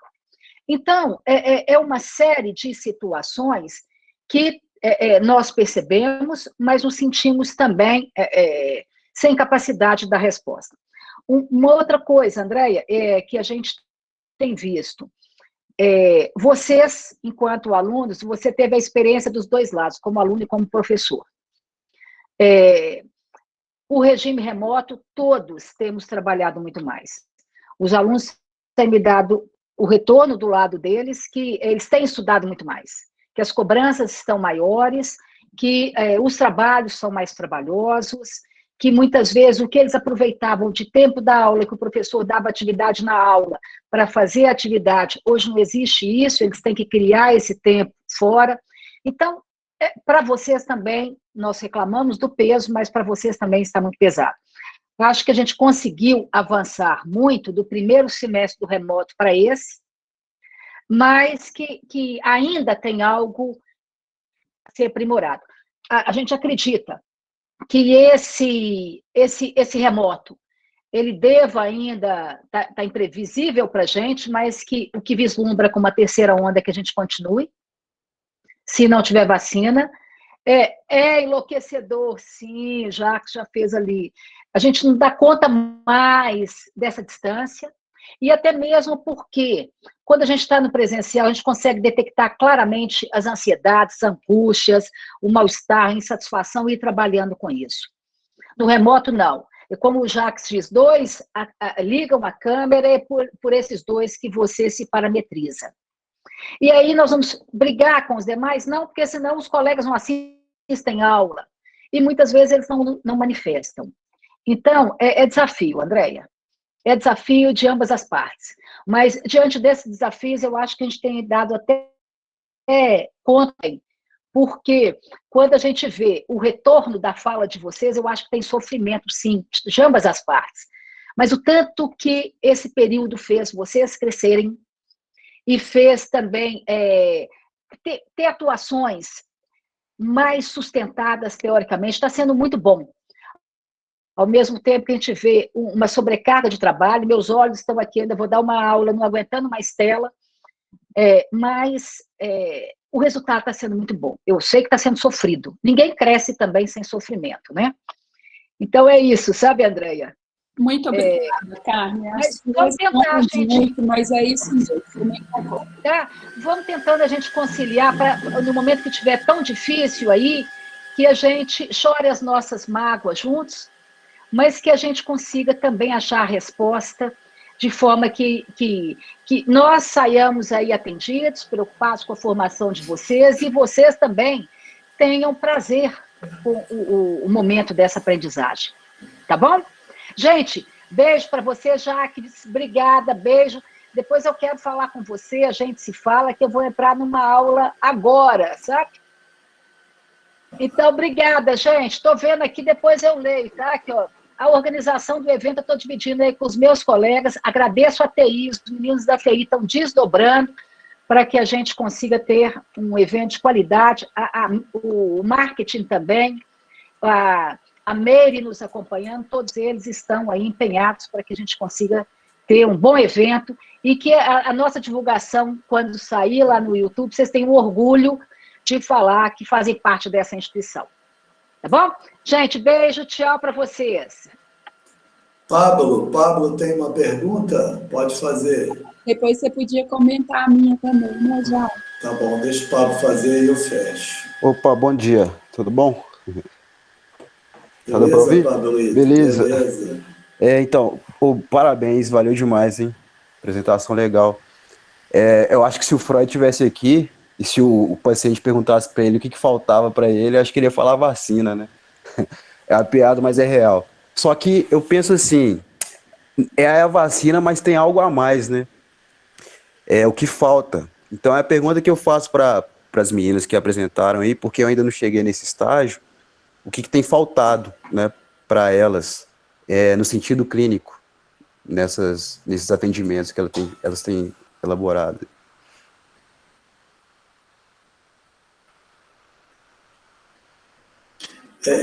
Só para as meninas, aproveita e já se despede, tá? Responde ao Pablo, a Andréia também, e já se despede, depois eu fecho. Eu vou responder o Pablo com uma palavra, sendo um pouco insistente, talvez, mas para mim falta a presença.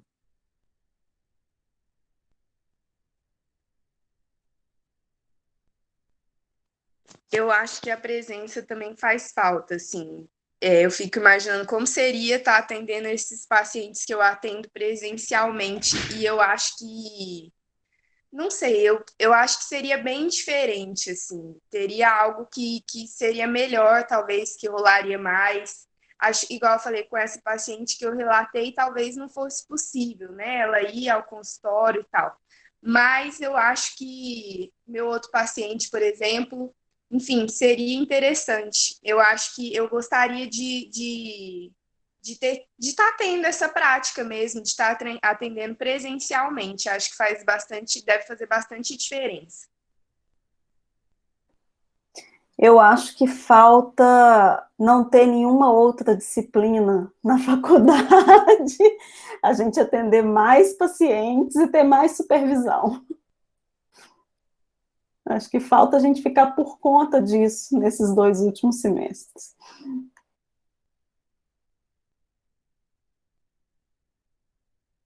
Acho que para mim falta a presença também, assim, eu sinto falta dessa questão presencial. Então, eu acho que é isso, assim, essa experiência de ir atender e o paciente também se deslocar para poder ser atendido. Acho que foi a Rebeca que falou que também é necessário, né, essa coisa de, vamos enfrentar o trânsito, hoje eu tenho a análise, hoje eu vou, eu preciso, sabe? Tipo, essa rotina, assim. Então, eu acho que falta um pouco isso, assim. Eu acho que isso acaba mostrando mais o desejo do paciente de estar ali na análise. E, tipo, como um geral mesmo, tipo, que eu sei que não é possível, mas como um geral dos atendimentos online, eu acho que a questão financeira também falta um pouco. Eu vejo isso em alguns casos que eu atendi, de faltar, não dar explicação e tudo mais, principalmente não ter esse dinheiro em pauta que, igual o Freud fala em alguns capítulos do livro, dessa questão financeira também, eu acho que falta um pouco desse compromisso, né? Porque quando tem dinheiro envolvido, você não pode faltar, senão você vai ter que pagar a sua sessão, né? Então, isso eu já vi que comigo já aconteceu mais de uma vez, dessa falta, assim, das sessões, sem explicação, sem motivo, e desse contato direto também, que agora a gente está trabalhando do paciente com o analista. Ô, Laura, e sabe que essa questão do pagamento que você está falando, eu percebo também, mas por um outro lado que eu já tinha percebido, que é a gratidão, sabe?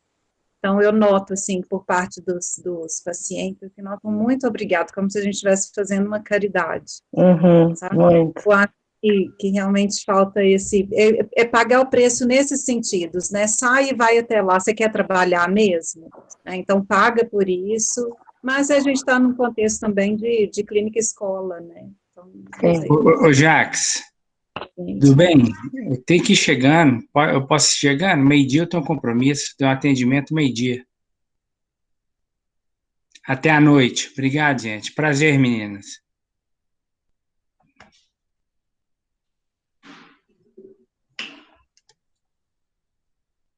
Jax, está sem microfone.